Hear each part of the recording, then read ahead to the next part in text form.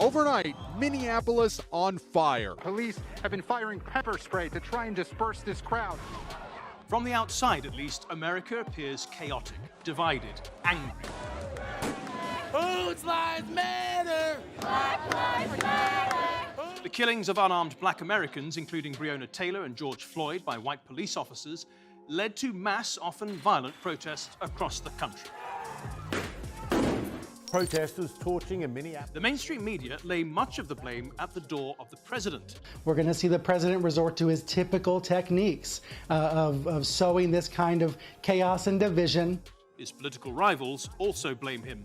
He pours fuel on every single racist fire, every single one.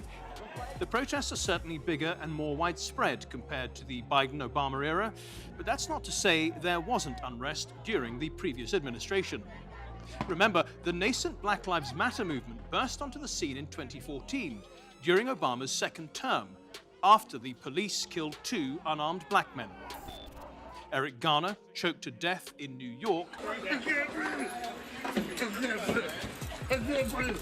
and Michael Brown, shot dead in Ferguson, Missouri. The unrest lasted for weeks, and protesters were met with heavily armed SWAT teams, authorized by the governor, Jay Nixon, a Democrat. Lives and property must be protected. Memories and video are one thing, but what do the numbers say about the police shootings of unarmed black Americans? After the Ferguson protests, the Washington Post began collating the most authoritative data. The records go back to 2015, the final full year of the Obama presidency. In that year, 38 unarmed black people were shot dead by police. During the Trump presidency, that number's actually declined. Last year, it was 14, and so far this year, 10 unarmed black people have been shot dead by police. Why are African Americans still dying at the hands of law enforcement in this country?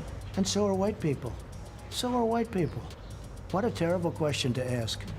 So are white people. More white people, by the way. More white people.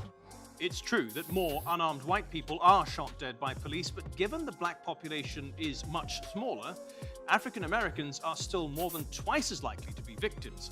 But some conservatives say even that's debatable. It doesn't matter what percentage of the population you represent, it matters what percentage of the violent criminal community you represent. And unfortunately, black community commits a disproportionate amount of crimes compared to the white community. Well, thanks for watching our program. If you liked it, please give it a thumbs up, share it with your friends and family, and even subscribe.